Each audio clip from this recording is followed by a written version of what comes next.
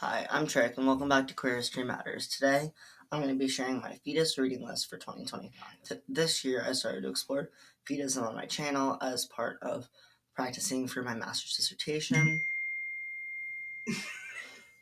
Let me mute my phone, hold on. Oh, my Feedy texted me. Okay, it's relevant. So, my Feedy and I haven't really been able to hang out lately because my job didn't want to give me off the same days as her, but now we're off the same days, so excited for that. I love them very, very much, and I'm so lucky to have them in my life, and, I know they don't really feel comfortable being shared on this account, but, I do want to acknowledge they're such an important part of my life, and, I really love her, so, but you're gay! Guys, River's gay. In my most recent video, doing my makeup and reviewing fetus literature part 1, I reviewed Feederism, Eating, Waking, and Sexual Pleasure by Kathy Charles and Michael Pawlowski. I had taken some notes based off of other sources that they had reviewed, but because of the way it was explained in academic terminology, I didn't necessarily understand all of it, so I wanted to read the original works that were mentioned, and I have found these ones specifically interesting that I want to read and review on their own. I've also gotten a great deal of reading recommendations from a Discord server I recently joined called Fetus for Fat Liberation. They are a movement of other fetus who believe that fat liberation should be at the center of our community. They also have a really cool program for older fetus, like it's called Fetus Over 50, and the idea that I can be over 50 years old and still participating in Feedism definitely didn't bring tears to my eyes the first time I heard about it. That's a really beautiful concept to me. Like I mentioned earlier in this video, I'm deeply in love with my feedie, and the idea that we can be old and still happy and fat together makes me really happy.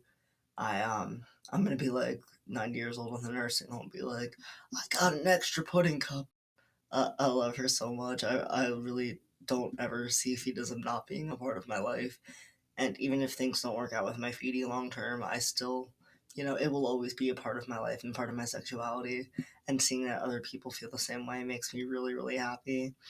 They have really interesting presentations about fat liberation, and several of the members of this group have recommended different books and other sources that I can read that have to do with some of the discussions we've had within the server, as well as discussions we've had in meetings.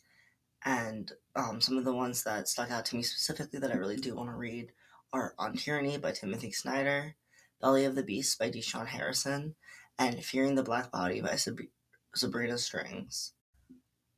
Also, I wanted to signal boost Fetus for Fat Liberation because they need around $50 a month to keep their online lights on for things like Zoom, web hosting, and Google Workspace. So if you have some extra cash this holiday season, please consider donating to Fetus for Fat Liberation.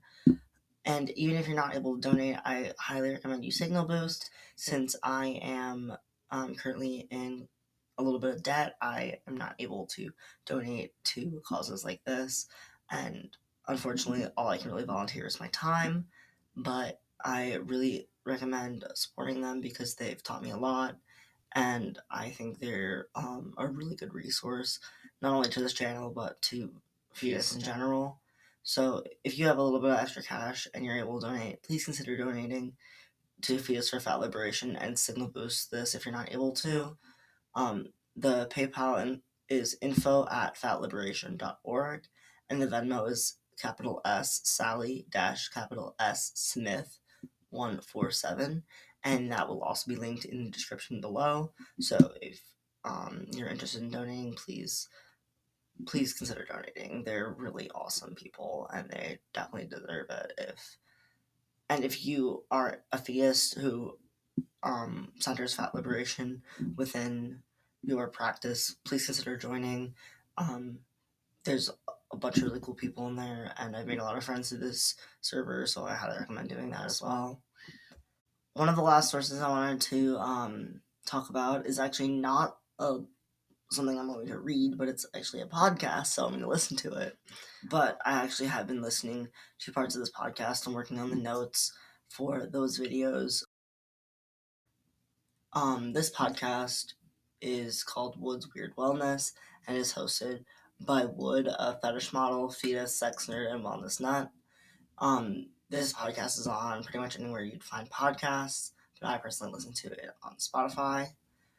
The About section describes Wood as a fetish model, fetus, sex nerd, and wellness nut, who utilizes their podcast to further explore the depths of feedism and the ways that one can experience their desires in a fulfilling and risk-aware way.